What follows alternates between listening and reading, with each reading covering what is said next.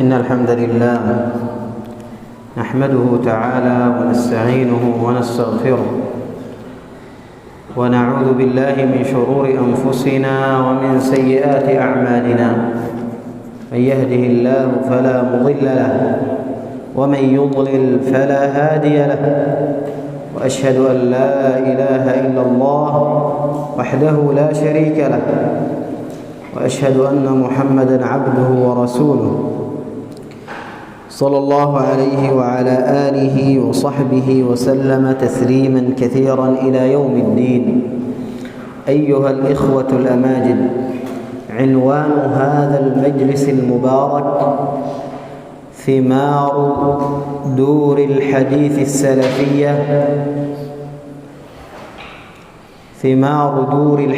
السلفية في الديار اليمنية. فلدور الحديث في اليمن الحبيب لها ثمار كثيرة ولله الحمد والمنة. فنبدأ أولاً بمؤسس هذه الدور، وهو فضيلة الشيخ العلامة المجدد مقبل بن هادي الوادعي رحمه الله تعالى وأسكنه فسيح الجنان. فالشيخ مقبل الوادعي رحمه الله تعالى بذل جهداً كبيراً في نشر الدعوة السلفية في اليمن، وهو أول من أسس دور الحديث فيها. فقد جاء الشيخ مقبل رحمه الله واليمن آنذاك ممتلئة ومكتظة بأصحاب البدع والضلالات والأحزاب وأصحاب البدع من القبوريين وغيرهم. فبدأ رحمه الله تعالى بنشر دعوة السلف الصالح، فبدأ رحمه الله وقد واجه في هذه الطريق صعوبات كثيرة، فقد هدد بالضرب وهدد بالقتل، فرحمه الله تعالى. وكان يقول رحمه الله: إن ضربت فضربي نصرا للسنة، وحتى إن قتلت فأموت وأنا أجاهد وأدفع عن أهل السنة والجماعة وأسعى في نشر هذا المذهب، فرحمه الله تعالى. وقد جعل الله على يديه من انتشار السنة في اليمن الشيء العظيم، فقد أسس دار الحديث بدماج، وهذه الدار المباركة انتشرت السنة منها، فقد خرجت منها عدداً كبيراً من المشايخ والعلماء وحفظة السنة وحفاظ القرآن، فلله الحمد والمنة. وما هي إلا سنوات قليلة وانتشرت السنة في اليمن، انتشرت السنة في اليمن، وذهب أهل الضلال بضلالهم ودحروا ولله الحمد، ولم تبقى إلا قلة قليلة. أيها الإخوة الأماجد، إن من ثمار دور الحديث السلفية أن لها دوي كدوي النحل، فقد جسدت المعنى الحقيقي لبيوت الله عز وجل. فقد كانت المساجد هي الأساس في انتشار الدعوة وفي تعليم الدين، فأعادت دور الحديث اليمنية هذا المعنى، حيث جسدت المعنى الحقيقي للمسجد. فالمسجد هو الذي يقام فيه ذكر الله عز وجل، ويقام فيه يقام فيه ذكر الله عز وجل وتعلى فيه كلمة الله عز وجل، وهكذا يتخرج منه العلماء والمشايخ. إن دور الحديث جسدت معنى قول الله تعالى: في بيوت أذن الله أن ترفع ويذكر فيها اسمه يسبح له فيها بالغدو والآصال. فإذا دخلت دور الحديث في اليمن تجد طلاب العلم تجدهم وقد صدعوا ورفعوا أصواتهم بذكر الله عز وجل، فتجد حلقات القرآن تملأ المساجد ولله الحمد والمنة. إن دور الحديث جسدت المعنى الحقيقي للمساجد، فالمسجد هو المدرسة الحقيقية للمسلم، فمنها يأخذ دينه ويتعلم أمور دينه. إن دور الحديث جسدت معنى قول النبي صلى الله عليه وسلم: وما اجتمع قوم في بيت من بيوت الله يتلون كتاب الله ويتدارسونه فيما بينهم إلا نزلت عليهم السكينة وغشيتهم الرحمة وحفتهم الملائكة وذكرهم الله في من عنده. فتجد طالب العلم يتنقل في دور الحديث من حلقة للقرآن الكريم إلى درس من الدروس العلمية، فتراه بعد أن يكمل حلقته في تحفيظ القرآن ينتقل بعد ذلك إلى تلقي الدروس العلمية، فينتقل من القرآن إلى درس في علوم القرآن، ومن علوم القرآن إلى درس في تفسير القرآن، وهكذا في مصطلح الحديث وفي الحديث الشريف. وهكذا تراه يتنقل بين دروس الفقه، من درس الفقه إلى أصول الفقه، وهكذا من درس النحو إلى درس الصرف، وهكذا. فتراه يملأ وقته وشغله بما يجني عليه من الفوائد الكثيرة، فتراه يشغل وقته دائما إما بحفظ القرآن الكريم أو بمراجعة الدروس العلمية وأخذ الدروس العلمية. وقد قال القائل رحمه الله: لا يسمع الأبطال إلا في مساجدنا الفساح في روضة القرآن في ظل الأحاديث الصحاح. نعم، فالأبطال هم من يتخرجون من المساجد، هم من يعيشون في ظلال القرآن الكريم وفي سنة النبي صلى الله عليه وسلم. وإن من ثمار دور الحديث في اليمن إقبال طلاب العلم على دور الحديث السلفية في اليمن كالسيل الجرار المتدفق على حدائق الأزهار. نعم، فطلاب العلم يقبلون على دور الحديث باليمن. ففي زمن الشيخ مقبل رحمه الله تعالى ارتادت على داره المباركة كثير من طلبة العلم من كل الدول، فلله الحمد والمنة.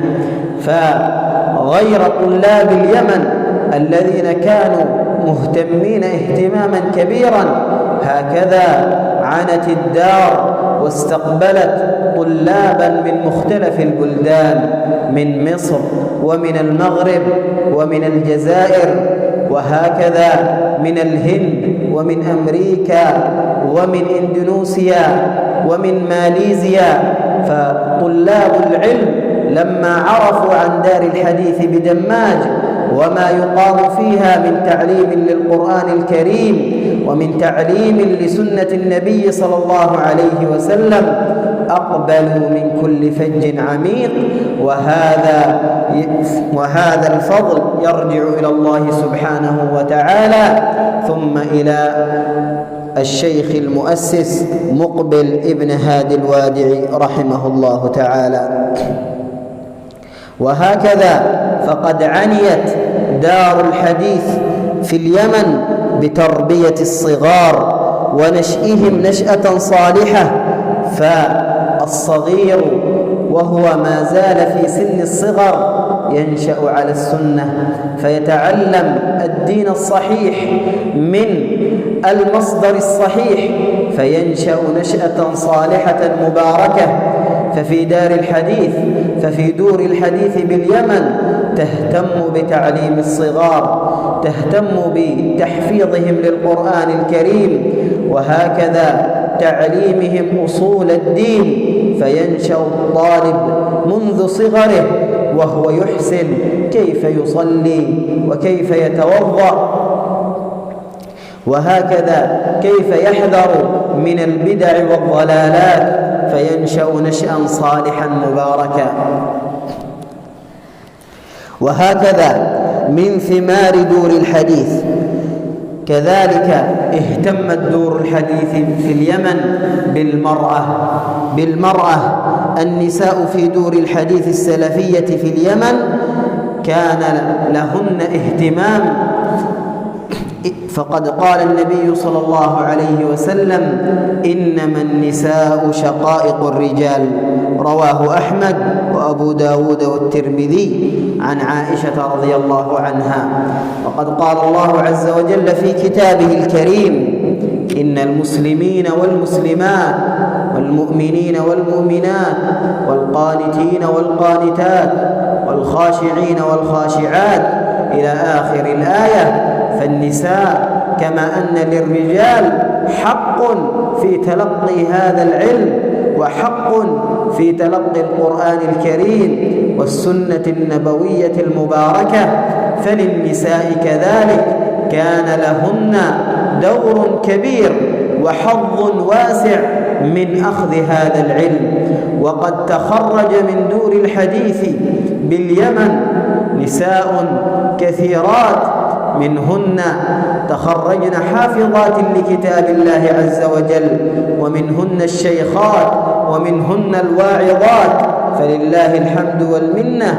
فقد عنت دور الحديث باليمن بالمرأة وأعطتها اهتماما أي اهتمام، وهذا فيه رد على أعداء الإسلام الذين يقولون إن أهل السنة والجماعة قد حرموا المرأة من حقوقها. نقول إن المرأة لها حق في طلب العلم كما للرجل حق في ذلك،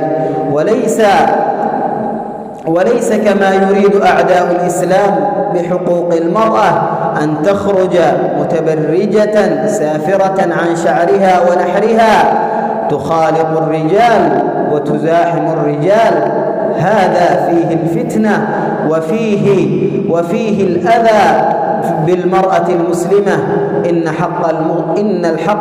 حق المرأة المسلمة أن تتعلم دينها وتتعلم حقوقها وواجباتها، لا أن تخرج بين الرجال تخالط الرجال وتفتن الرجال. نعم، أهل السنة والجماعة عنوا بالمرأة المسلمة فلله الحمد، فقد كان أهل العلم ومشايخ دور الحديث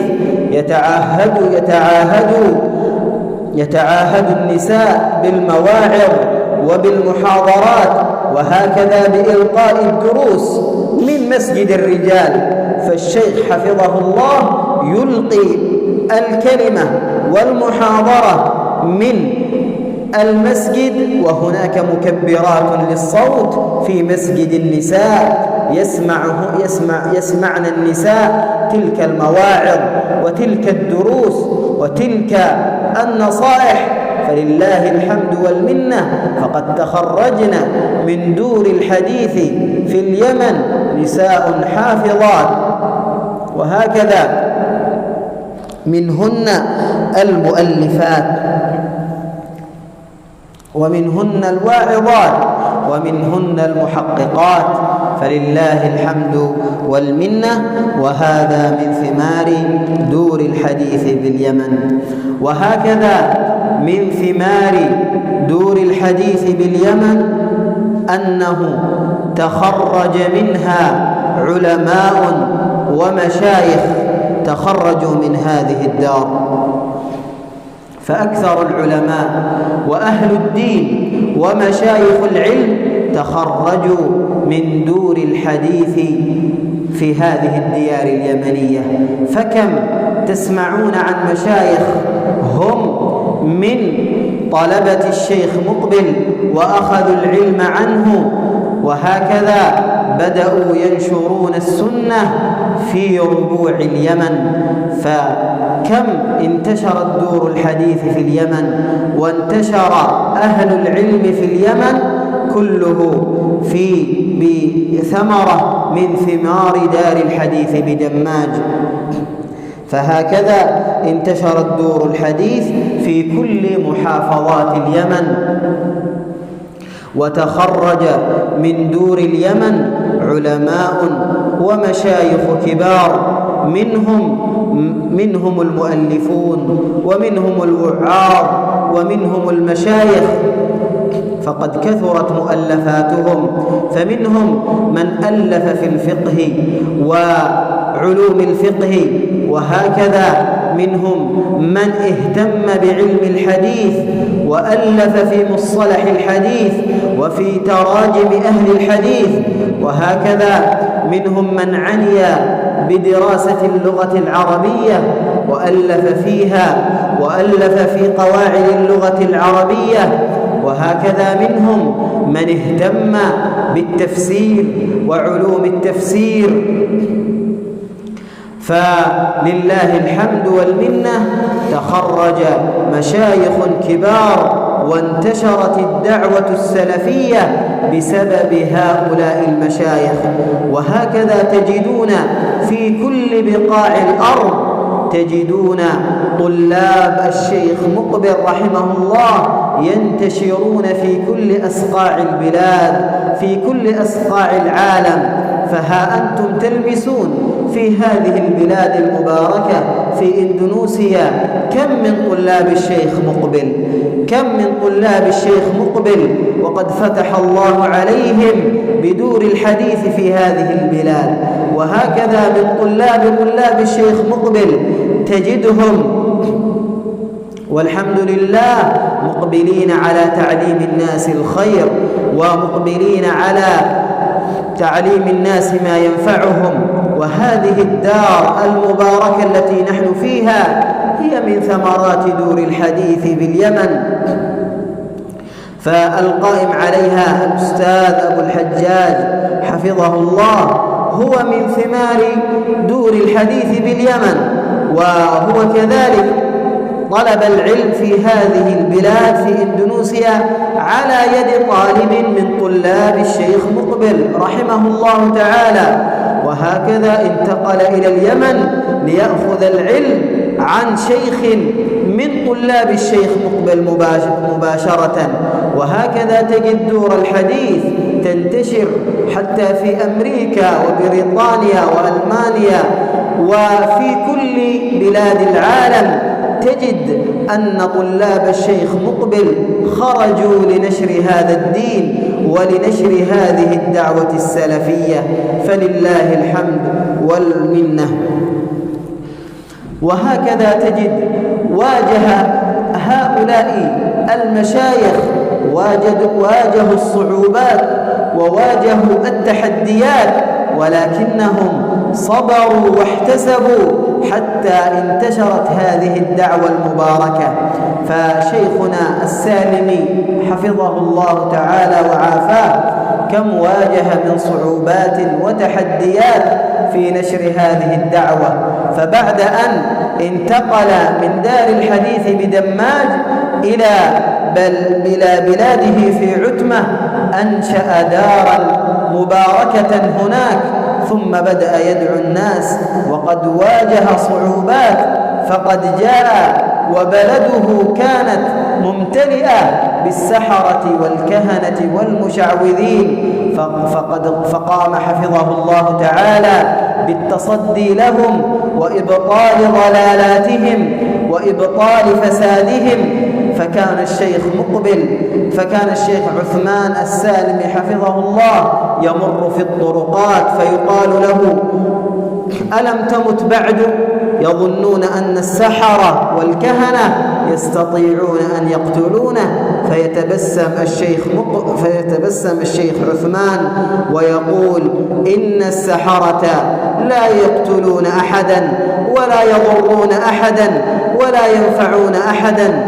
فواجه صعوبة كثيرة إلى أن نشر الدعوة في بلده، ثم انتقل إلى ذمار وأقام فيها دار حديث، وهي إلى الآن بحمد الله عامرة بالخير وعامرة بالدروس. فنسأل الله عز وجل أن يحفظ دور الحديث في اليمن، وهكذا يحفظ كل دور الحديث في العالم. وهكذا من ثمار دور الحديث السلفية في اليمن أنها عنيت بحفاظ السنة النبوية والمتون العلمية. ففي هذه الدار المباركة يحفظ الطالب كثيرا من المتون العلمية ومن الأحاديث النبوية. وقد خرجت هذه الدور كثيرا من الطلاب، منهم من حفظ صحيح البخاري، ومنهم من حفظ صحيح مسلم، ومنهم من حفظ الصحيحين معا، ومنهم من حفظ السنن. أما حفاظ رياض الصالحين وبلوغ المرام وعمدة الأحكام والأربعين النووية وهكذا بقية متون العلم فطلاب كثر ولله الحمد قد عنوا بحفظ سنة النبي صلى الله عليه وسلم. وهكذا من ثمار دور الحديث في اليمن أنها خرجت طلابا كثر من حفاظ القرآن الكريم، فقد عنيت بتحفيظ القرآن الكريم فتخرجت منها ثمار كثيرة، وطلاب كثر يحفظون كتاب الله عز وجل وينتشرون في أنحاء البلاد ليعلموا الناس القرآن. وهكذا تجد هذه الثمرة ملموسة وواضحة في شهر رمضان المبارك. ففي هذا الشهر المبارك ينتشر طلاب العلم في كل مساجد اليمن ليصلوا بالناس وليقيموا بهم صلاة التراويح. وقد حبى الله عز وجل طلاب اليمن بالأصوات الجميلة، فتجد أن الناس يفرحون بأهل السنة والجماعة، ويفرحون بأن يتقدمهم طالب علم من أهل السنة والجماعة يقرأ بهم ويسمعهم آيات القرآن الكريم. فقد تلقى هؤلاء الطلاب حفظ القرآن الكريم على الطريقة الصحيحة ولله الحمد والمنة. ومغلب طلاب العلم في دور الحديث حازوا على إجازات وأسانيد في القرآن الكريم، فتجدهم أقاموا المساجد ويقيمون حلق الذكر في أرجاء البلاد يعلمون الناس هذا الخير ويعلمون الناس القرآن الكريم. كذلك من ثمار دور الحديث السلفية في اليمن أنها اهتمت بتأهيل الخطباء والوعاظ والمرشدين والموجهين والمدرسين، فقد تخرج من هذه الدار طلابا كثر خطباء يخطبون الناس ويعظون الناس ويرشدونهم ويبينون لهم الدين الصحيح. فإذا زرت دار الحديث في اليمن فتراهم في يوم الجمعة ينتشرون بين أرياف اليمن وبين المدن والقرى، يتوزعون في المساجد ليخطبوا بالناس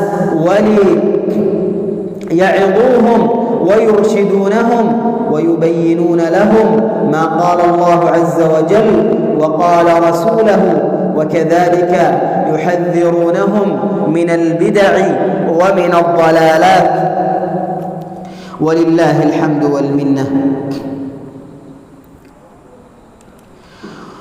وهكذا تجد في دار الحديث باليمن أن الخطباء والوعاظ لهم قبول كثير بين عوام الناس، فتجد حتى في الكليات العسكرية والحربية وكذلك في السجون يطلبون من أهل السنة أن يزورونهم وأن يقيمون فيهم الخطب والمواعظ، وهذا من ثمرة دور الحديث في هذه البلاد. وهكذا من ثمار دور الحديث في اليمن أنها لمست إقبالا كثيرا من الناس، فالتم الناس حول دور الحديث، فتراهم إن أعلن عن مجلس أو عن محاضرة أو عن خطبة لشيخ من مشايخ أهل السنة تراهم يملؤون المساجد ويملؤون ساحات العلم ليسمعوا من مشايخ أهل الحديث وليسمعوا من مشايخ أهل السنة والجماعة. وأذكر أن الشيخ عبد الله بن عثمان الذماري حفظه الله تعالى كان يزور أهل الحديدة ويقيم فيهم الخطب ويقيم فيهم المحاضرات، فيجتمعون له ولا تسعهم المساجد، بل يجتمعون في ملاعب الكرة وفي مصليات العيد لكثرة عددهم ليسمعوا من هذا الشيخ المبارك. وهكذا اهتم أهل العلم بهؤلاء الناس فبدأوا ينشرون الدعوة فيهم ولمسوا إقبالا كثيرا منهم. وهكذا من ثمار دور الحديث السلفية انتشار العقيدة الصحيحة والمنهج الرشيد، فقد عنيت دور الحديث في اليمن بالعقيدة الصحيحة السليمة، فنشروا هذه العقيدة السليمة بين أوساط الناس، وهكذا حاربوا أهل البدع وأهل الضلالات، حاربوهم وأقاموا عليهم الحجج والبراهين فأبطلوا دعوتهم، فقد كان اليمن يضج ومملوء بالعقائد الفاسدة وبالضلالات من عبادة القبور ومن الطواف حول القبور ومن التبرك بالقبور وبالأولياء، فجاءت هذه الدعوة السلفية المباركة لتحذر الناس من هذا الضلال الكبير ومن هذا الفساد الكبير، فملأوا أرجاء اليمن بالدعوة الصحيحة وبالمنهج السليم وبتبيين للناس العقائد الصحيحة وكيف يعبدون الله عز وجل على علم وبصيرة. وهكذا من ثمار دور الحديث في اليمن أنها حدت من الحروب وخففت من الحروب فاليمن كانت تعاني من الحروب بين القبائل اليمنية، فجاءت دور الحديث تعظ الناس وترشدهم. وهكذا من ثمار دور الحديث أنها نشرت الأمن والأمان في كل ربوع اليمن. فثمار دور الحديث كثيرة جدا. وقد أخذت أو لخصت لكم هذه الثمار من كتاب لفضيلة الشيخ المبارك محمد باموسى، وإن شئت فارجع إلى هذا الكتاب السطور الذهبية في أهداف وثمار دور الحديث السلفية في الديار اليمنية. واقتصرت على هذا. أسأل الله عز وجل بمنه وكرمه وجوده وإحسانه أن يوفقنا وإياكم لكل خير، وأن يوفقنا لنشر هذا المنهج الصحيح وهذا المنهج السديد والسليم. كما أسأله أن يحفظ دور الحديث في اليمن وفي كل أصقاع العالم. كما أسأله أن يجعل لهذا الدين من يقوم عليه ومن ينشره. وكما أسأله سبحانه وتعالى أن ينصر هذا الدين، وأن ينصر أصحابه، وأن ينصر الإسلام والمسلمين، وأن يذل الكفر والمشركين، وأن يبطل وأن يدحض أهل الضلالات والبدع، إنه ولي ذلك والقادر عليه. والحمد لله رب العالمين، وصلى الله وسلم على نبينا محمد وعلى آله وصحبه وسلم تسليما كثيرا إلى يوم الدين.